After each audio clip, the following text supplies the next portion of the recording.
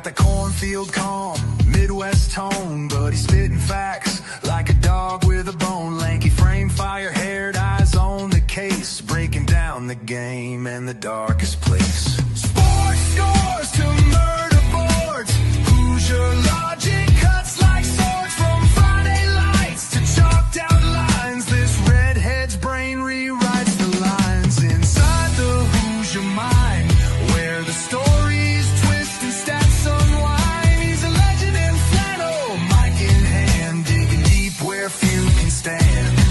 From touchdowns to crime scenes raw, he's got the truth in every draw. Yeah, step in if you dare to find what's brewing inside the Hoosier mind.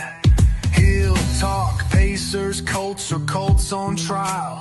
Hoosier humor with a devilish smile. He's that redhead sleuth with a box of clues. Takes your headline, breaks the news.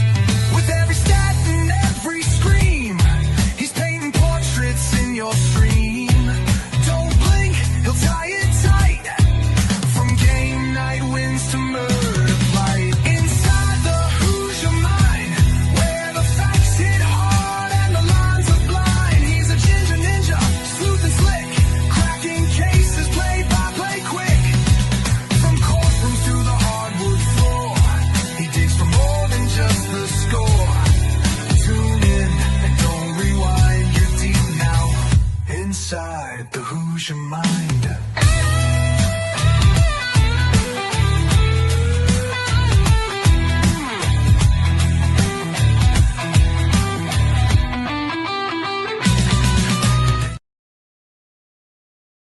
What's up, all? Welcome into Inside the Hoosier Mind, brought to you by Military Broadcast Radio, hoping to give veterans a voice. I am back after the week before I had to study for a math exam that I ended up doing awful on. Not a big math fan. And last week I had no Wi-Fi for like 3 days, so that was also super annoying. But nonetheless, we are back, though. A little bit of an update as far as the whole Lane Kiffin situation goes with LSU. And then we've also got a little bit of an update as far as James Franklin now being the head coach of Virginia Tech. And then hopefully Mike is also unfortunately having some technical issues with his computer. Hopefully he'll be able to join me. We'll do part 2 of our quarterback room grading situations that we decided to do. It's going to be a 4-part series. We tried to do it back to back as far as middle of the season goes for each conference, NFC and AFC, what we think their quarterback rooms are and what we're going to get their grades. So hopefully that'll be in the second part of the show.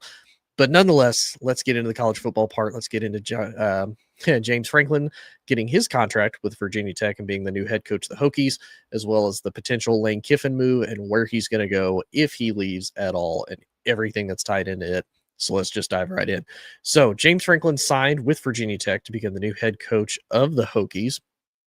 And with that, they, for whatever reason, came out with a massive amount of money for James Franklin, which is really surprising. They ended up going from kind of, I would say, middle of the pack ACC spending wise for their coaching staff, for their money, all of that, all the way to one of the top teams in the ACC when it comes to just financial spending.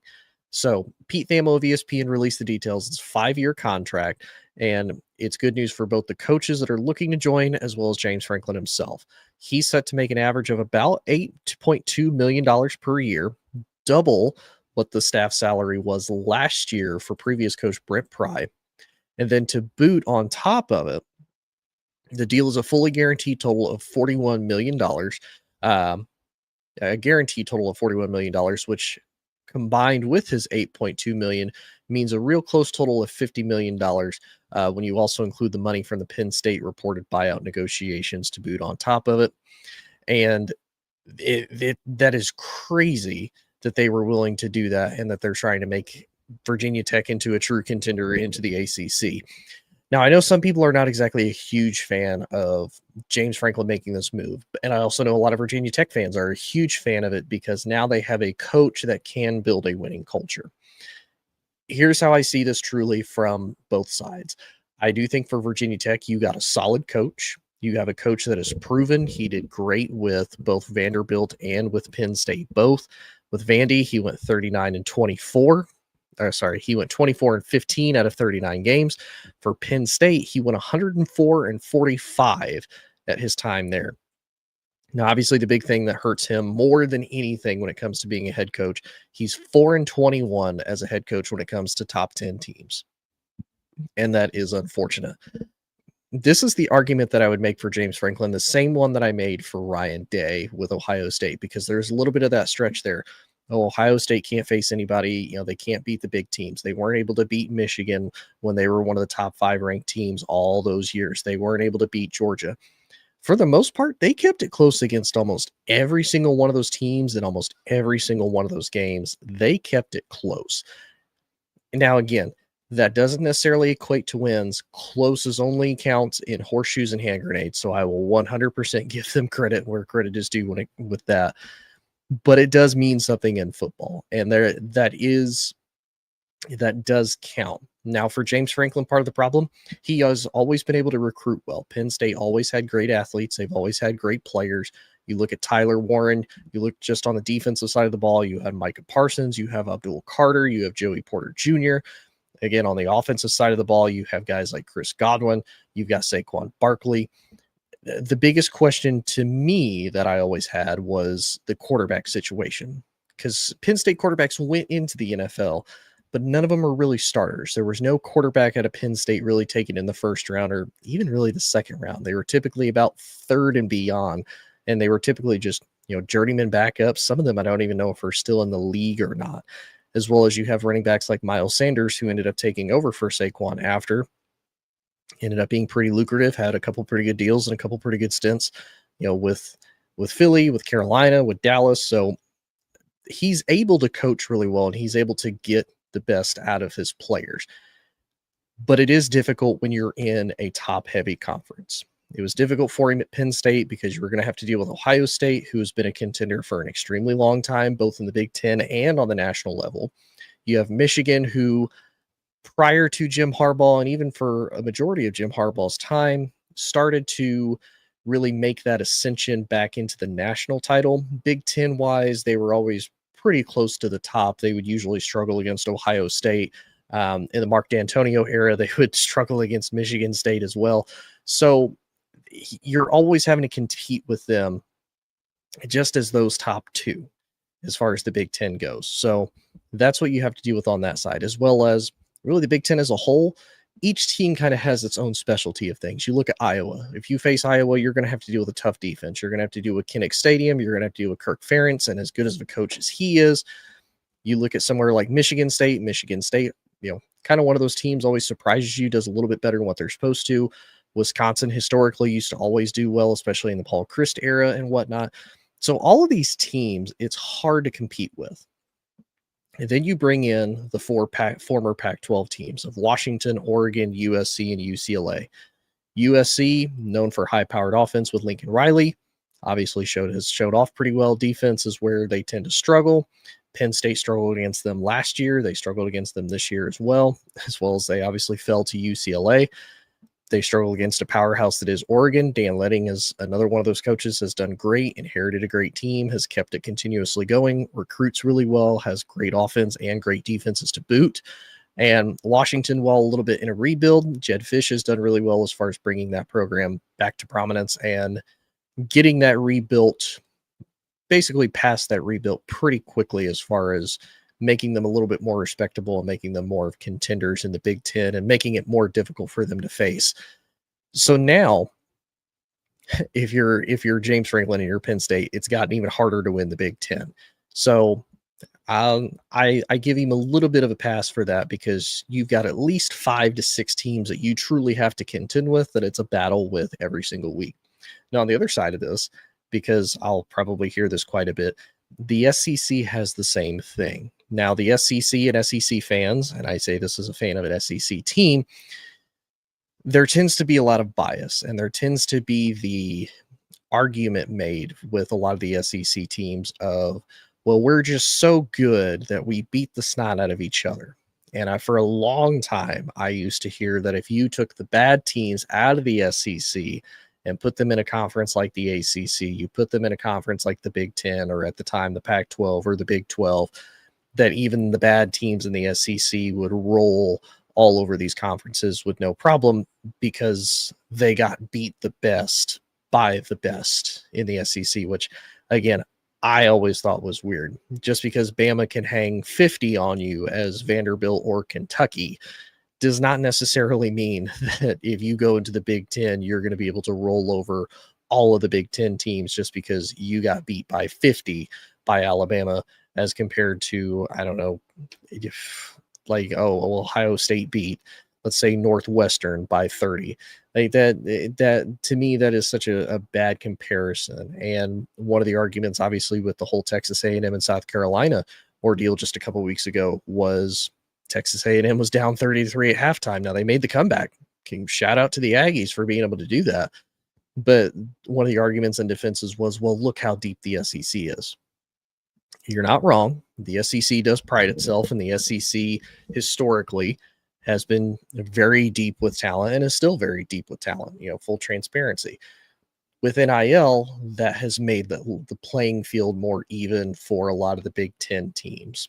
And it's made it more open for Big Ten teams to pay for the talent rather than all of it being congregated into one conference, and that one conference therefore dominating for almost 2 decades as a result. So back to James Franklin, though. He joins Virginia Tech, and they're in the ACC. He has the benefit of the ACC is not as top heavy as the Big Ten or the SEC is. And I know for a lot of people, you could argue one of your biggest contenders you're going to have to deal with as James Franklin. You're going to have to deal with, as barring anything crazy happening in the offseason, you're going to have to deal with Dabo Swinney and the Clemson Tigers, because they have almost always been a contention and always been a contender since Dabo has been there. You have kind of the one-off years with Florida State, another big brand, probably one of the other biggest brands in the ACC. You have to potentially contend with them, although they're in kind of a hot and cold era right now as it is. You have to deal with Miami, Miami is always talented. Miami always starts out hot, and for whatever reason, they crumble about this time of year. They crumbled against Louisville, who ended up being pretty solid, looked pretty solid there for a little bit, and that unfortunately fell apart for Louisville. But Miami seems to struggle. You're going to have to deal with them. As far as a fourth, if I had to pick another team that maybe makes the ACC a little top heavy, you could maybe argue UNC. They're kind of up and down.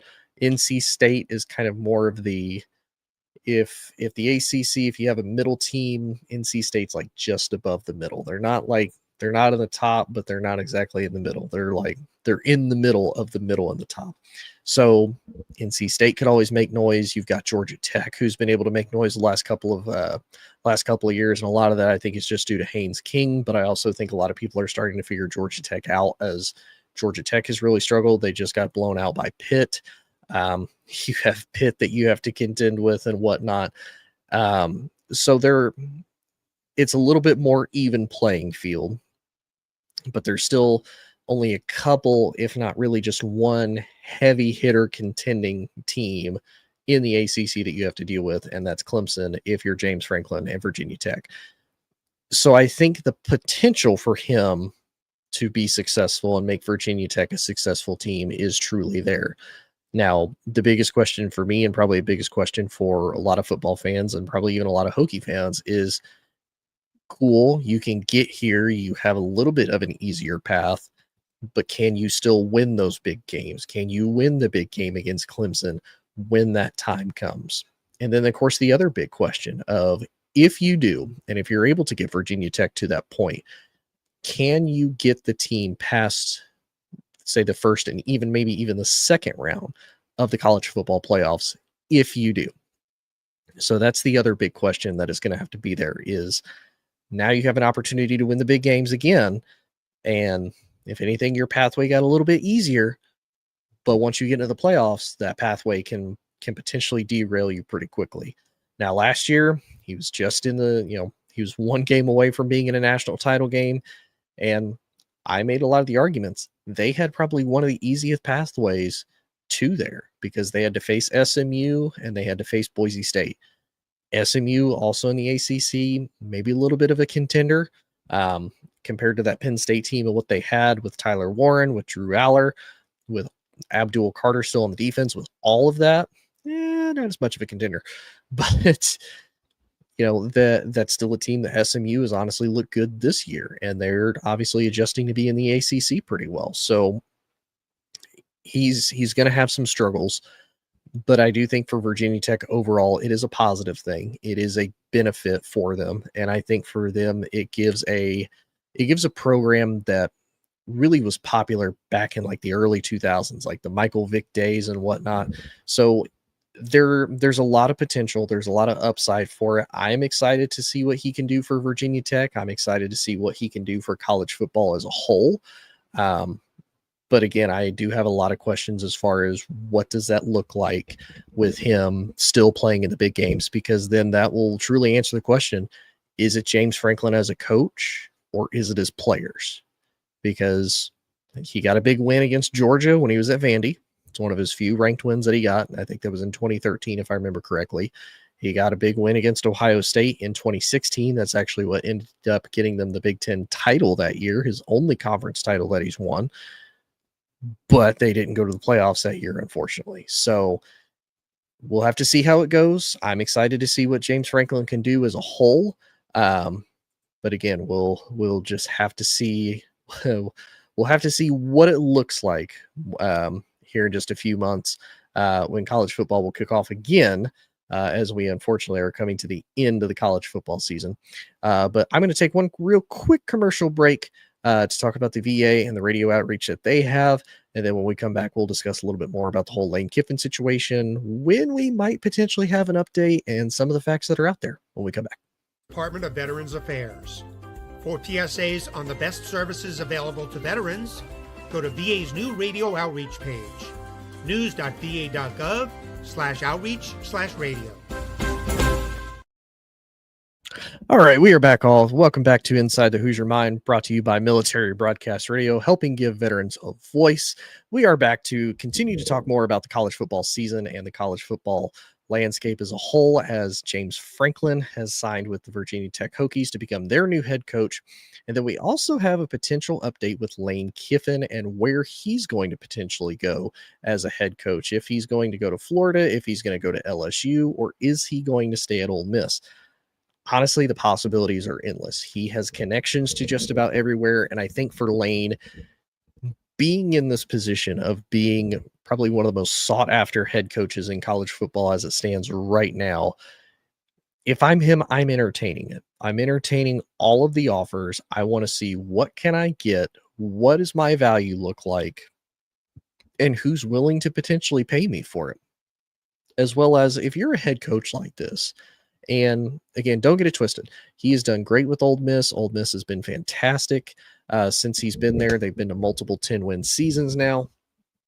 Now, the thing that kind of goes against him, he has not been to an SEC title game as a head coach. He has an assistant, but he is not as an actual head coach. He hasn't been to the playoffs. Now, that will more than likely change this year, barring some type of meltdown in the Egg Bowl against Mississippi State, which we'll find out the true update potentially by then, barring any type of major leaks and whatnot. But all of that being said, it will be interesting to see what his decision is. So as far as any type of monetary deals that are out there as it stands right now, so the current offer from LSU that is on the table is a $90 million offer for him to become the head coach. Now, from what I've heard in the rumors, that could potentially even be up to over $100 million in different incentive offers and whatnot. It would pay him yearly. Trying to find the math here. If I remember right, it would pay him about $12 to $15 million a year, which is about $4 to $5 million more than what they were paying Brian Kelly. On top of, there would be an additional $25 million per season to go towards the roster and NIL money. And that's just from LSU. I don't know if that would be, I don't know if that's an offer that Florida is willing to match. I don't know if that's an offer that Ole Miss is willing to match. Ole Miss is currently paying him right now, as it stands, $9 million a year. And it is kind of weird. And there's all these speculations that people have made throughout the weeks and whatnot, ever since Billy Napier was fired from Florida, and then ever since Brian Kelly was fired from LSU. Those have been the two schools that have made the most noise as far as wanting Lane Kiffin to be their head coach. Here's where a lot of people are saying that they think that he might leave Ole Miss, because he hasn't come out and said, I'm saying. He hasn't accepted a deal from Ole Miss. Now, a lot of the reports and rumors out there was that Ole Miss put an offer out on the table for him, a very lucrative offer, but he hasn't accepted. There was supposedly a rumor out there. He even came on Pat McAfee's show and said that there is no ultimatum, that he does not have to have a decision by the Egg Bowl. Now, and this is from Lane Kiffin. I don't know how true that really is, because if I'm Ole Miss, I want to know why you haven't accepted yet. If I'm Ole Miss, and I just want to know why, as well as if I'm Ole Miss and I think that there's an opportunity for my head coach to leave, and then I have to start the search. I want to know as soon as possible so that I can jump on the ball and get the ball rolling as far as who's going to replace you here at Ole Miss. So that's one thing that a lot of people are, suspect about with, is Lane Kiffin going to go? Is he not going to go? The other thing, they've seen him be flown out to Baton Rouge and given a tour of the facilities, given a tour of the city as a whole. Supposedly he has property out there now. Supposedly he bought a house. I don't know how necessarily true that is. I haven't seen any reports on that. Not doubting the validity of it, but I haven't personally seen anything of it. And then of course everybody makes the memes of, oh, well, he was eating an orange. It's a Florida orange. He's got to be going to Florida. So all of those rumors are out there, and they're absolutely hilarious. But that's a huge question to me, is you haven't signed with the school that you're with currently, which is still technically on the table. There's nothing that says he is for sure going to leave Ole Miss. The reports are supposedly in the locker room, players aren't happy with him because he's going to potentially be moving on. And then, of course, there's a picture of his son out there. His son, who also plays football, is wearing LSU headphones. Again, I don't know how why or how people go into that much of a deep reach to try to get them to think that, oh, well, this is definitely going to be the sign of where he's going to go. I get it, but also it's a really big reach if that's what you're trying to do. But nonetheless, though, let's talk about Lane Kiffin as a whole and his overall coaching career of what he's been able to do. So, his first head coaching gig that he got, he was head coach of the Raiders from 2007 to 2008. He went 5-15 and ended up getting fired in the middle of the season. He also ended up becoming the head coach of USC, and of course the infamous being left on the tarmac. He was technically head coach of the Tennessee Volunteers in between the Raiders and USC stint. Only went 7-6, didn't do super well. Then went to Florida Atlantic, was the head coach, and then ultimately ended up getting signed with Ole Miss and being the head coach there since 2020. And his record there has been great. Now, 2020, they went 5-5. Then they went 10-3, 8-5, 11-2, 10-3. And then 10-1. And this is 10-1 with a team that realistically I thought was going to do a significantly amount worse because of all the talent that they lost. They lost their quarterback in Jackson Dart. They lost all the talent on that defensive line. And he's shown that he can absolutely retool and continue to go, which is probably what makes him one of the hottest commodities as it stands right now in college football, especially in the modern day college football landscape anyway. So that's the good news with it. The bad news, like I said, he has not been to a conference title as a head coach. He hasn't done it he didn't do it with Ole Miss. He didn't do it with Tennessee. He didn't do it with USC. Now, obviously, things have changed a lot since that time when he was at USC, Tennessee, and all of that. And it's obviously changed a lot since he's just been at Ole Miss. He's gotten better since things have changed. But that does leave a lot of questions as to, why can't you get to that next step? Like, what is truly holding you back? Because obviously you've got the money, you've got the ability to pay, you've got the ability to recruit very well. So what is stopping you from being able to take that next step forward? Now, that could also beg the question, is it just because it's Ole Miss? Is it because historically the program, it's not a very historical winning program? It's not one of those programs that people think, oh, if you go to Ole Miss, they've got all these great players, they have a huge tradition of winning. That's something that's just been recently built with Ole Miss. Now, they've had it in the past where they had fairly successful seasons, but really Ole Miss hasn't come back on the map since Lane Kiffin really took over and really started that run with them.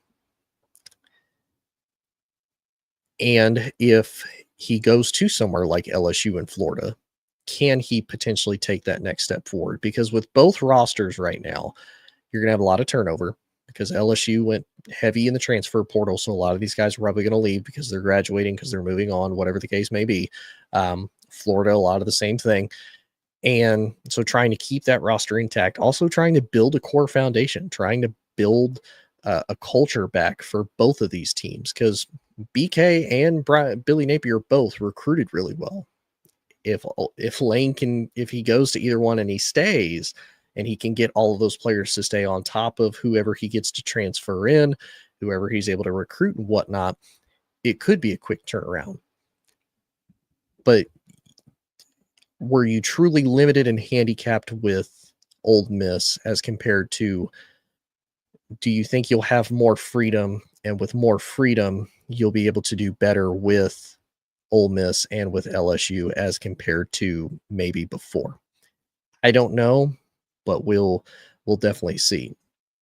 There was another thing that was brought up with this that I feel is probably one of the most interesting, is you have a guy like Lane Kiffin and you're willing to throw all of this money towards him. Like I said, LSU almost $100 million just in, throwing money at him, and then 20 to 25 million of roster money to play with, which is great. But my question to that would be then, why would you not try to get a coach that is solid, right? Like an actual good coach. Don't just go get some run-of-the-mill guy, because obviously if you looked at somebody like Brian Kelly, who is a successful coach and can recruit and had a lot of the opportunities afforded to him that that Lane Kiffin will have, then there is the question of, they have to be a better coach than Brian Kelly was. And that's no offense to Brian Kelly, but he had Jaden Daniels, you had Malik Neighbors, and you had Brian Thomas Jr., and you didn't make the playoffs with them. Like that's nuts. Now, albeit that defense was atrocious to boot, but nonetheless, it does make you question Brian Kelly's ability to coach. So if you're LSU, do you want to pay all this money to get Lane and only have a limited amount of funds for NIL after? Or the question was brought up of, why not do a semi-decent coach, and then you give him a quote-unquote war chest, all but unlimited fund of money to be able to pay for some of the top-notch guys in the transfer portal, to be able to pay a lot of these top recruits to come to your school, and then you can make a deep run.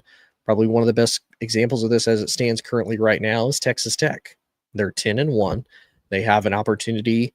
If they win this coming weekend, they will go to the Big 12 championship. They'll compete for the Big 12, and then they could potentially make a deep run for the play in the college football playoffs. And if you look at their offensive and defensive line as compared to a couple years ago, it's night and day difference, because they spent a ton of money in the transfer portal, in NIL, to be able to get to this point.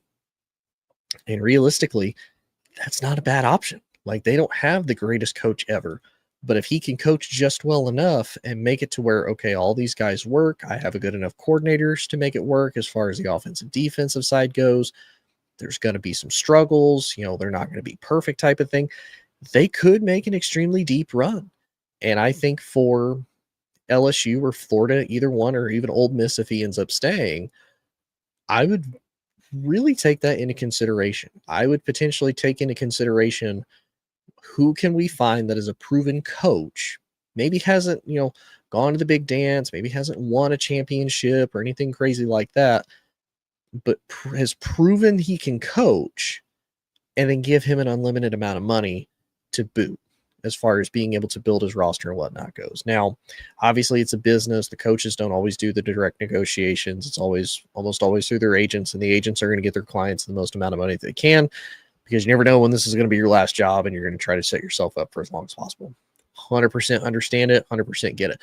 As a fan, I don't necessarily agree with it, but I get it from a business aspect, because at the end of the day, that's their client. That's what they're paid to do. And they get a commission for however much money that their client gets. They get a little bit of a commission of that. So that's my thoughts and feelings on it. I think for everything that's happening with it, I'm trying to think of how I want to put this.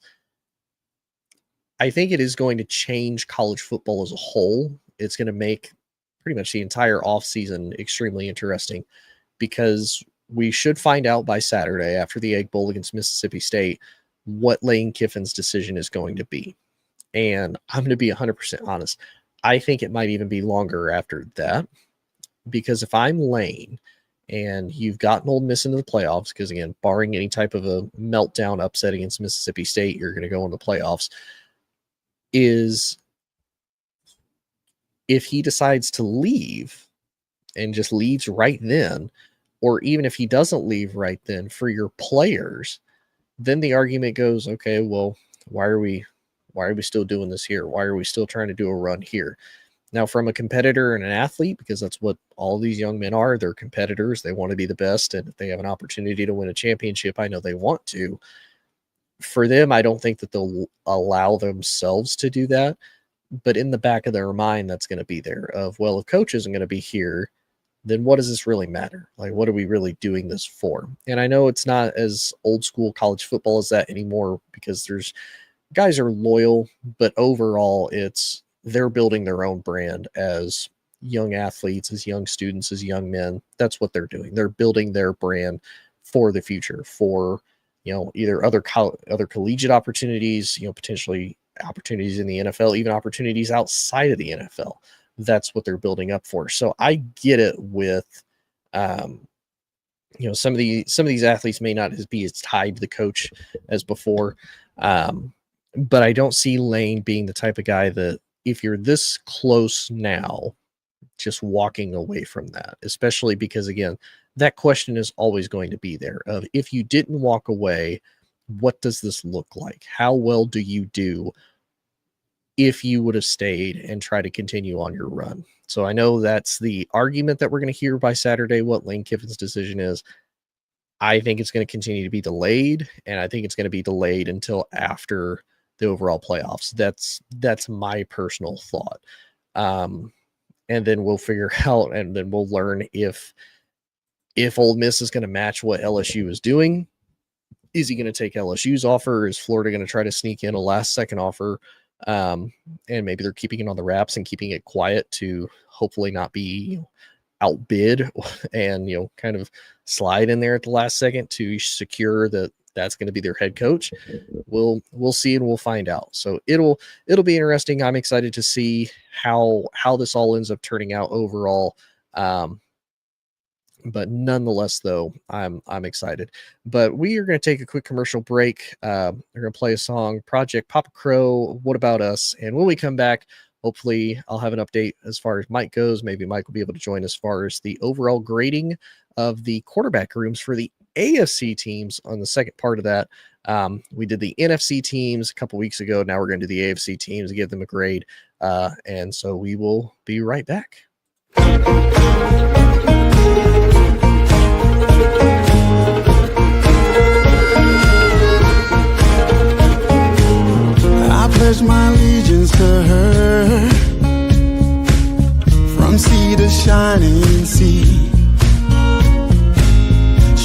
held her torch to the sky to give the world liberty. What about us? What about we? What about living the American dream? What about love? In God we trust. These are the things they want us all to believe. What about us?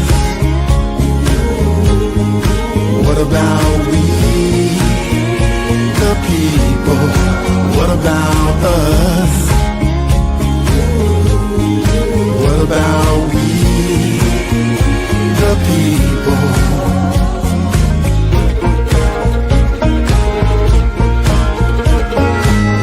The people walk through the streets, holding up protest signs. Try not to repeat our history. Maybe no one will have to die. What about us? What about we? What about living the American dream? And what about hope? Trust God, let go. These are the phrases they want us to believe. What about us? What about we, the people? What about us? What about we, the people? And right now we need a hero, someone who will stand and fight for us. A leader, someone we all know, to wear the shield of America. Oh, what about we, the people? What about us? What about we, the people? What about us?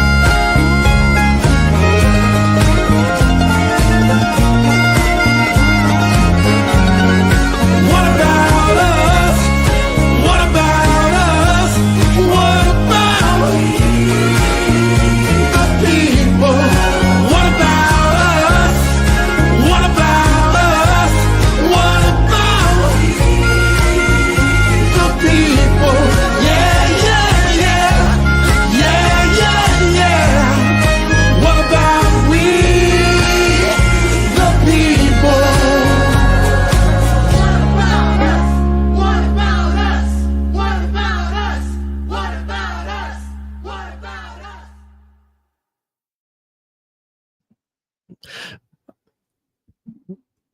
There we go. All right. Welcome back in all to Inside the Hoosier Mind, brought to you by Military Broadcast Radio, helping give veterans a voice. Big shout out to Project Papa Crow, What About Us, for their song. Back for the second part of the episode, where we talk about the quarterback evaluation in the quarterback room, giving them an overall grade. Part two on the AFC side, I did talk to Mike. Unfortunately, he thinks his computer might be cooked. He tried to turn it on, and all he's getting is hot air. It's not responding. He's not able to log in or anything. So I'm trying to see if Mike will join in via phone. But we will, we'll definitely find out for sure. And actually, I'm going to send Mike this phone number to see if he can use this to also call in. If it works. I don't know if it'll work or not, but we will try.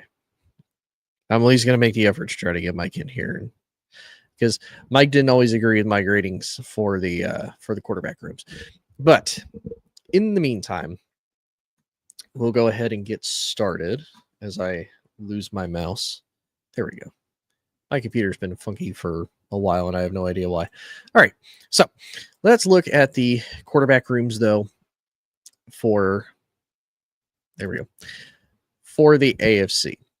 All right, so for the AFC East, because we'll just start from the top and we'll work our way. We'll start from the top. We'll work our way down. So the AFC East. So the Bills at the current moment only have 2 quarterbacks on their roster. They've got Josh Allen. They've got Mitchell Trubisky. Dolphins have Tua Tagovailoa, Zach Wilson, and Quinn Ewers. Patriots have Drake May, Joshua Dobbs, Tommy DeVito. And then the Jets have Tyrod Taylor and Justin Fields. For the Bills, I'm going to be honest, I'm going to give the Bills an A for their quarterback room. I give them an A because of Josh Allen not only being last year's MVP, it's evident that he is probably the main focal point for the Bills' success and their driving success overall. And I say that because if you look at last year, once they traded away Stephon Diggs and they really didn't have a true number 1 quarterback, there wasn't a whole lot for them to work with, or, there was really no main target for him to throw to other than, Keon Coleman, other than, Dawson Knox, Dalton Kincaid. So for him to be able to make do with what he's got weapon wise and still have an MVP season, still do what he's able to do, he does have the benefit of having James Cook in the backfield with him, as well as you have a proven veteran in Mitchell Trubisky, who has had success with Buffalo before, even had a little bit of success with Pittsburgh, had some success with Chicago when he first got drafted there, and now is backing up Josh. I'm going to give Buffalo an A. Miami with Tua, Zach Wilson, and Quinn Ewers. I watched Zach Wilson a lot with the Jets. I watched him a lot with I watched him a little bit with the Broncos. I don't think he's played hardly at all for the Dolphins so far, even with Tua being out. I'm honestly going to give the Dolphins, I'm going to give them a D.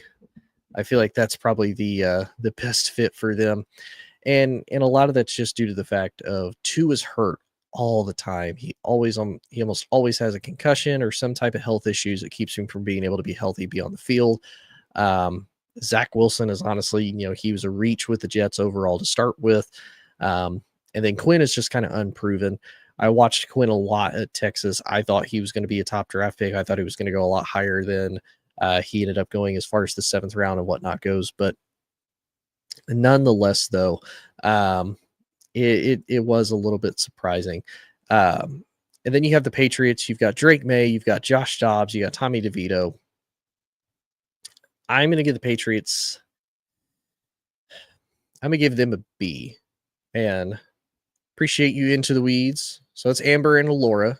So if y'all like anything spooky, paranormal, or any type of like people, like the tea on people as far as like celebrities and kind of hot water and whatnot, that's the podcast to check out. Because if you're like me, I love the tea. I don't really like being the tea, but I like knowing the tea and just knowing what's going on and whatnot. Joel, good sir, I think I'm good. It's nothing on your end. It's just my I have like a multi USB port that gets plugged in and it's being weird. I don't know why. I'm barely touching it and moving it, and it's just apparently sensitive enough that it gets very upset about that for whatever reason. Don't know why, but it does. But Patriots quarterback situation, I'm gonna give them a B just because of Drake May. He's absolutely, made leaps and bounds his second year. Having Josh McDaniels as your offensive coordinator helps that tremendously. Josh Dobbs, a little bit of a journeyman. I know he had a little bit of that run there with the Vikings. He's been on the Niners, been on the Titans, been just about everywhere. And then Tommy DeVito, the good Italian boy from Jersey, Tommy Cutlets. Great story, cool dude, funny, entertaining more than anything when he was with the Giants. Not really super worried about the Patriots, though. If Drake May goes down, neither one of those guys really says they can keep the ship floating while they're gone. I don't see it personally. And then the Jets have Tyrod Taylor and they have Justin Fields. To be honest, I'm gonna give them an F. I like Justin Fields. I know Mike was a big Justin Fields fan when he got drafted to Chicago. I watched Justin Fields his entire time at Ohio State. I thought he was a first-round pick quarterback. I think for Justin, he just never got set up for success as far as having a good, solid offensive line, good, solid foundation.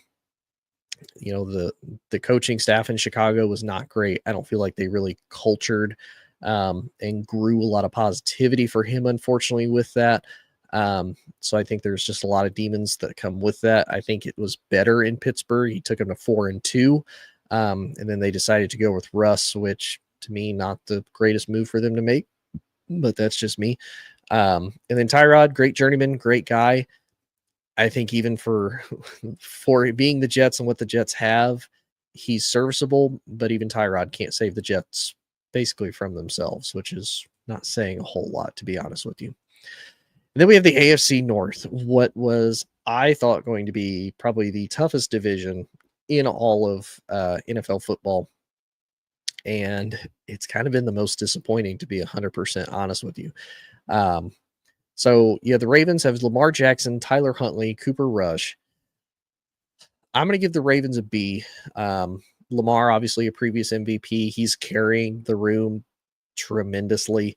Tyler Huntley ended up being a little bit more serviceable and actually doing better than Cooper Rush did in Baltimore with that unit. And I think a lot of that too is Cooper Rush was kind of spoiled with Dallas. Dallas almost always has pretty top tier talent as far as wide receiver, as far as offensive line goes and whatnot. So he had kind of the benefit of having a lot of top guys still continue to make him look good. He just had to get them the football. So it was rare for him to truly have to struggle. And with a Baltimore Ravens team that they don't truly have that guy other than Zay Flowers of who's really the main target guy that we can throw to. Now, yes, they have Mark Andrews. He's old reliable. But the depth of that talent and the options that are out there are just not there for Baltimore that they were in Dallas. So I'm going to give Baltimore a B. Cincinnati. So there is rumor that Cincinnati will have Joe Burrow available this coming Thursday on Thanksgiving against the Ravens. Ironically enough, Lamar came back last week. There's potential that Joe Burrow comes back this week. But they have Joe Burrow, they have Joe Flacco, and they have Jake Browning. Mike might not agree with this. And when he goes back to read the clips, he probably might not. I'm going to give Cincinnati's quarterback room, I'm going to give them an A. I'd even give them like an A- or a B+. And I say that because you have Joe Burrow, who's proven. I think he's been able to make it work with what he's got. Now, a lot of people are going to make the argument you have, Jamar Chase, one of, if not the best wide receiver in the league, depending on, how you want to vote 1A, 1B, number 1, number 2, either or, between him and Justin Jefferson. For Joe Flacco to come in, have any remotely type of success that they've been able to have, they were able to beat the Steelers at one point. That ended up being a shootout in the quote-unquote Unk Bowl with Joe Flacco and Aaron Rodgers both being over 40 years old, duking it out, and Joe Flacco has a career day doing that. So they've had a lot of success with their quarterback room. Even Jake Browning last year, really good year. This year, not so much. He struggled this year, has continued to struggle this year. But I think between both Joe Flacco and Joe Burrow, I would give Cincinnati like A- B+ type of grade for them, just because of how successful both quarterbacks have been. Now, again, it's hard to not be successful when you have Jamar Chase and T. Higgins and Mike Gesicki and whatnot. But still, you do have to be able to get them the ball and be able to make the plays, which they have been. Now, albeit Cincinnati sitting in, I think, 3-7, 3-8, one of the two. Playoff hopes are extremely slim, but the potential is there. And in an AFC North where the Ravens were 1-5 and now they're leading the division at 6-5, the opportunity is still within reach. It's still possible.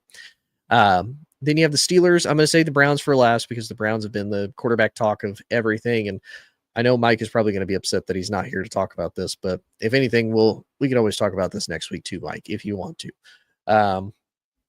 You have Aaron Rodgers, who is technically injured with a sprained wrist at the current moment. You have Mason Rudolph, and you have previous last year's national champion quarterback in Will Howard.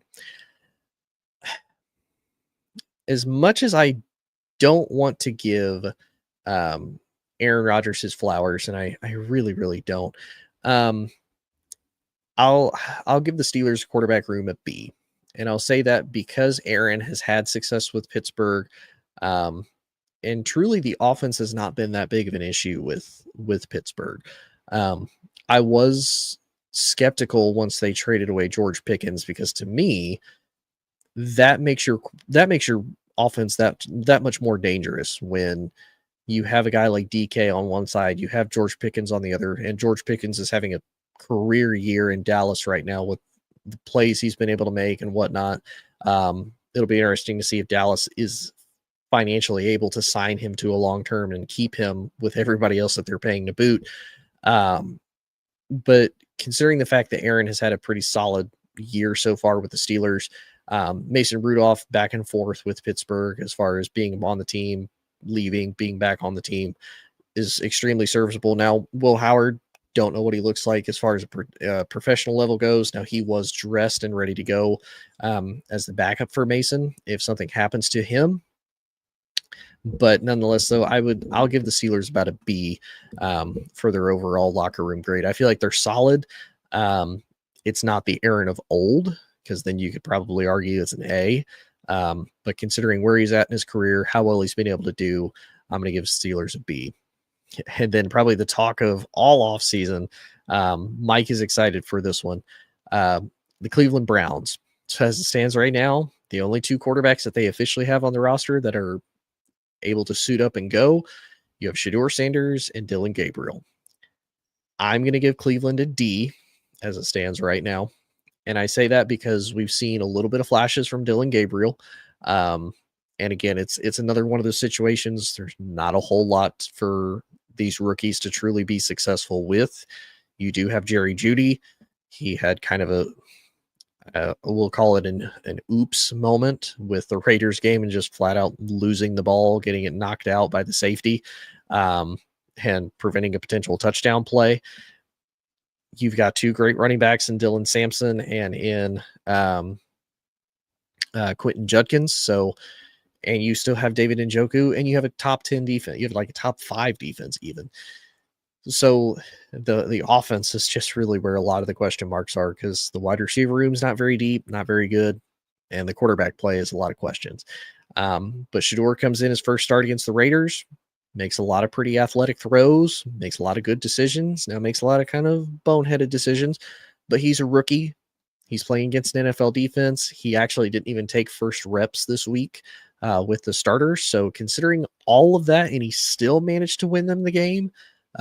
First Cleveland Brown quarterback to do that since like 1999. That's pretty dang good. I'm still going to give him a D because, again, we have a very small sample size from both. I haven't really been wowed by both. I'm not going to sit here and, say that Shedeur is going to be the next guy, but he's well on his way to proving, hey, I should have been picked earlier, and people should have potentially taken a chance on me. And I'll give him credit. He is at least taking his opportunity. He's having fun with it. I know a lot of people are grilling him about kind of the cockiness and whatnot, and again, Mike is also going to love this.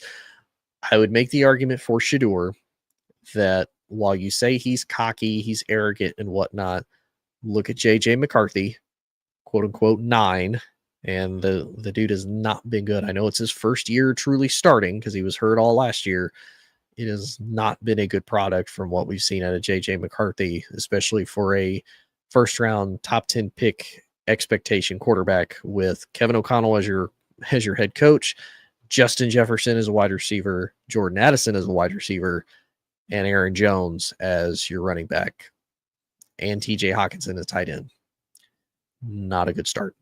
Just saying. Real quick through the AFC South, we got CJ Stroud, Davis Mills, Graham Mertz. I'm probably going to give Houston, I'm going to give them about a B. And I say that mainly because CJ Stroud it seems like he's regressed a little bit since his rookie year. He's had some ups and downs. He's had some struggles. They've had a lot of injuries at wide receiver and whatnot.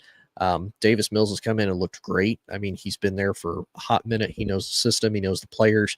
So he's been serviceable. CJ's doing well. I mean, Houston has kind of been coming on the, up and coming again. They got a tough win against the Bills. So, and again, Graham Mertz, seen him in the preseason, wasn't a huge fan of him in college. But we'll have to just see what he does in the pros. So I'm going to give Houston a B. Indy with Daniel Jones and Leonard Riley, or Riley Leonard. I might get a little bit of hate for this for being from Indianapolis, living here and whatnot. I'm going to give the Colts a C. And I say that because we've seen what happens when you shut down Jonathan Taylor Daniel Jones goes back to being New York Giants Danny Dimes, and it is not a good sight to see. When you shut down Jonathan Taylor, you shut down all the Colts offense, and Daniel Jones struggles. Riley Leonard, he's a rookie, took Notre Dame to the national title game. Don't know how he looks like in the pros so far because we haven't had a chance to see him play, but not overly impressed with the Colts quarterback room. As a whole, obviously, Anthony Richardson is there, but he is hurt, so he's not technically listed on here. And even if he was, I'm still going to give the Colts a C. Jags, Trevor Lawrence and Nick Mullins. Honestly, I'm probably going to give them about a D. A very underwhelming time from Trevor Lawrence. Now, I know his first year he had Urban Meyer, wasn't great. Then he had Doug Peterson, started to look like he had a lot of growth. They need to get some weapons around him and some pieces. They have, and again, it's a lot of inconsistencies, and especially now with Liam Cohen, it's like, okay, you can thump the Chargers with no problems, but then you struggle heartedly with Jacoby Brissett and the Cardinals, and it's not a good look, and it's kind of concerning, to be 100% honest with you. And then Titans have Cam Ward, Brandon Allen. Because it's a first-round quarterback, because, again, he does not have a whole lot of help, I'm going to give the Titans a D. I think the potential for them to be better is there.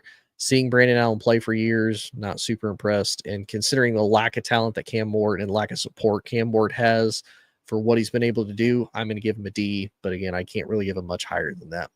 The Broncos with Bo Nix, Jarrett Stidham, I'm going to give them a B just because of how well Bo Nix has played in Sean Payton's system. Denver has a lot of talent too, which makes it a little bit easier for him and a great defense. So I'm going to give Denver a B. Kansas City, Patrick Mahomes, Gardner Minshew, I would give them an A. I'm not going to say A+ or anything like that. Patrick Mahomes has the experience. We know what he can do. Gardner Minshew has experience as well, is very much serviceable and can fill in. He's filled in just about everywhere. So I'm not really too worried about KC's. I think an A is pretty fair for them. And I think if I gave them anything less than that, I would probably get verbally destroyed on social media if I gave them anything less than an A, honestly, unless they're not Chiefs fans, and then I'd probably be okay. The Raiders, Geno Smith, Kenny Pickett, Aiden O'Connell. Honestly, I'm going to say a D. Geno Smith has had a terrible year with the Raiders. Again, there's a lot of work that needs to be done. Maybe it looks different without Chip Kelly as the offensive coordinator. Overall, not great. Kenny Pickett, haven't seen him play for the Raiders. What we saw in Pittsburgh and whatnot, Aiden O'Connell had basically a full year. I think he was hurt, kind of come back. Again, nothing crazy, nothing that really makes me say, oh, look at that. Yeah, the Raiders are a D for me. And then Chargers have Justin Herbert, Trey Lance. Again, Herbert's really carrying this. I'm going to give them a B because of what they have. Again, Trey Lance, if Harbaugh can do kind of the quarterback whisperer thing and really tap the potential that is Trey Lance, I would potentially rate higher, but as it stands right now, I can't really see anything other than that because it's just two guys. One of them is obviously the star, and one of them needs a little bit of work. But nonetheless, though, appreciate everybody tuning in. Please check out all the other great hosts here on MBR, Military Broadcast Radio. They are absolutely fantastic. Check them out at mbradio.us. Hope everybody has a wonderful Thanksgiving, if that's what you choose to celebrate and whatnot. Nonetheless, hope everybody has a great holiday off. Hope everybody has a great time with friends and family. And we will see y'all next week. Ladies and gentlemen, thank you for tuning in to Military Broadcast Radio.